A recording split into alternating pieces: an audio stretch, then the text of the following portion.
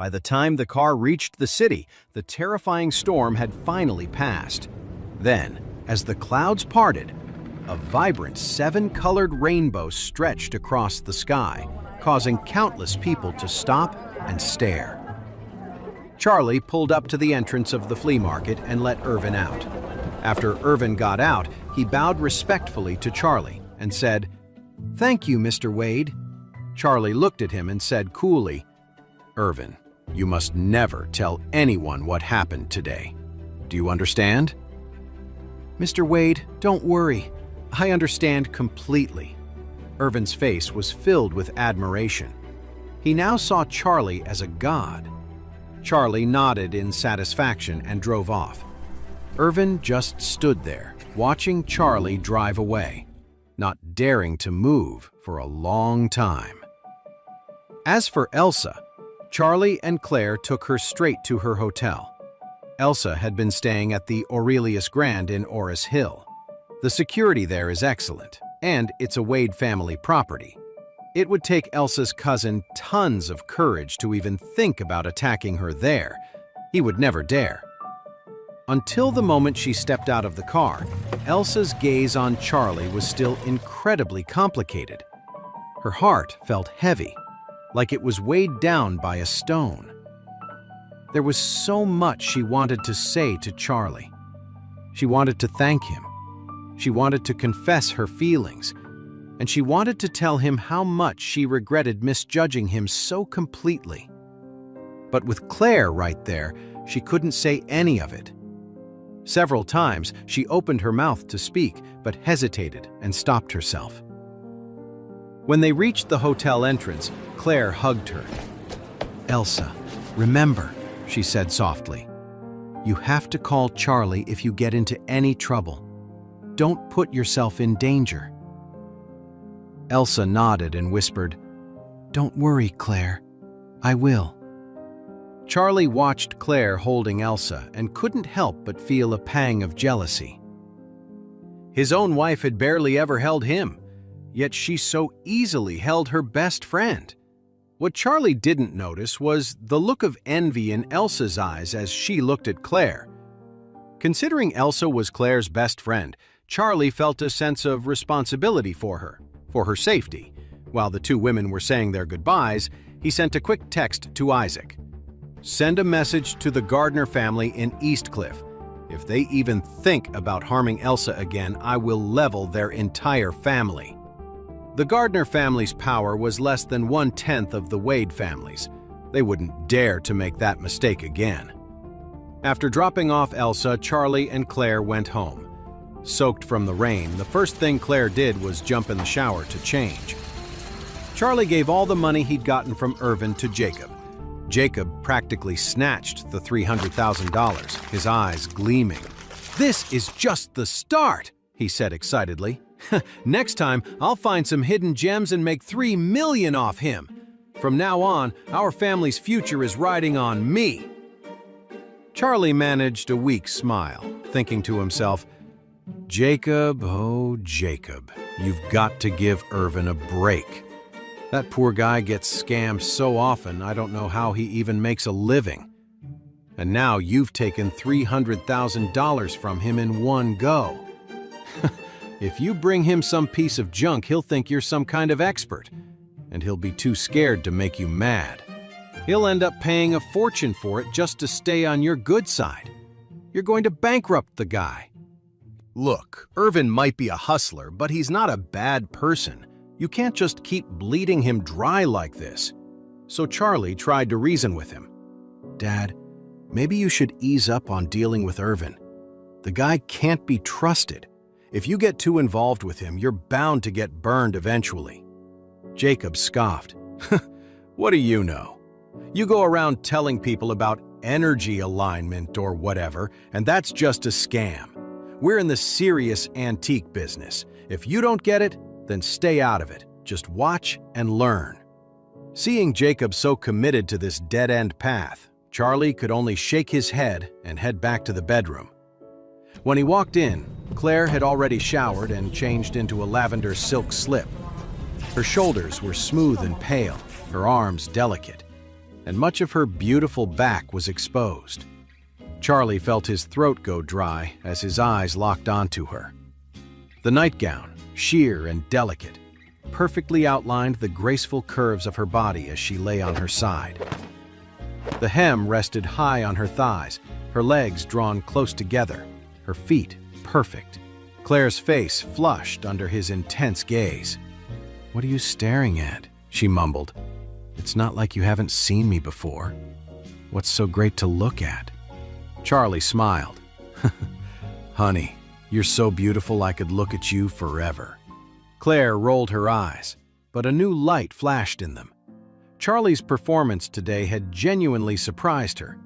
She used to think he just knew about energy alignment and a little martial arts, but she never expected him to be so incredible. To save her best friend's life at such a critical moment, that was something else entirely. She couldn't help but ask, "Charlie, tell me, how are you so powerful? Even Oliver Vincent were no match for you." Charlie grinned. "That's a secret. Unless you give me a kiss, I'm not telling." Claire gasped, her face turning bright red. "In your dreams!" Seeing her playfully coy reaction made his heart race. He turned and opened the closet to get his bedding. But when he opened the doors, he was stunned. The closet was empty. The bedding he usually used to sleep on the floor was gone. "Honey, where's my stuff?" Charlie turned and asked. Claire composed herself and said, "Oh, I took it to be washed." Charlie was speechless for a moment. Even his place to sleep was gone. "Well, I can't sleep on the hard floor," he said helplessly. "I guess I'll go to the sofa." "You're so clueless," Claire said, pouting playfully. She reached into the closet, pulled out her own spare bedding, and handed it to Charlie. "Here, you can use mine." The white bedding still carried her faint, sweet scent. Charlie was thrilled. "Honey, you're so good to me," he said, his voice a little hoarse. Claire glanced at him. "Just go to sleep." Charlie nodded, holding her bedding and breathing in the soft fragrance. He couldn't help but feel a rush of excitement. If things kept going like this, maybe he'd get to sleep with his wife for real soon. Just then, Claire said to him, "I'm going to be really busy with the studio for the next couple of days. I've just gotten things started, so I need to hustle and find some clients. Can you stay home with my dad? Don't let him go out and buy any of those antiques, got it?" Charlie quickly offered, "Honey, let me come help at your studio. I don't need to be paid. I can clean, sweep the floor, bring you coffee, whatever you need." Claire smiled. "No, it's okay. The studio doesn't even have any work yet. Once things get going, it'll just be me drawing and working on designs. I don't need your help with that. You can just handle things here at home." Early the next morning, Claire rushed off to her studio. Charlie took his e-bike to the vegetable market to pick up some groceries. Claire had been working so hard to get her studio started, and he wanted to cook a healthy meal for her to help keep her energy up. Just as he was leaving the market with his bags, Charlie saw Elsa standing there. "Charlie!" Elsa called out, her face lighting up with excitement. Charlie looked at her, surprised. "Elsa! What a coincidence! What are you doing here?" Elsa looked at Charlie and stammered, "Well, yes, but no, not exactly." Charlie was confused. "Take your time," he said gently. "Did something happen?" Elsa couldn't help but blush. The truth was, she had been waiting outside Claire's house since early that morning and had followed Charlie all the way to the market. She finally mustered her courage, bit her lip, and said, "I came here specifically to thank you for saving me yesterday." Charlie wasn't sure how to react. "I saved you because you're Claire's best friend," he said. "You don't have to be so formal about it." He'd thought something was seriously wrong, but it was just this. Elsa shook her head and summoned her courage again. "Charlie, actually, I also know that you didn't just save me yesterday. You were the one who saved me that other time, at the Oris Hill Hotel." Charlie froze. How could Elsa possibly know about that? He had worn a mask. There was no way she could have recognized him. He quickly denied it. You must have the wrong person. I've never even been to the Oris Hill Hotel. It must have been someone else who saved you. Elsa looked at Charlie, her eyes a storm of conflicting emotions: frustration, admiration, and a deep, unspoken resentment. Why wouldn't he just admit it? Was she so unimportant to him that he wouldn't even acknowledge saving her? He wouldn't even admit it. Thinking about it, her eyes welled up with tears. "That time at the Oris Hill Hotel," she began, "Harold invited me to dinner. Some rich kid started harassing me, and Harold, trying to act tough, picked a fight with them. They ended up surrounding us at the restaurant door. When things got bad, Harold just ditched me and ran." She took a shaky breath. Then, a masked hero, like someone out of a comic book, appeared and took them all down.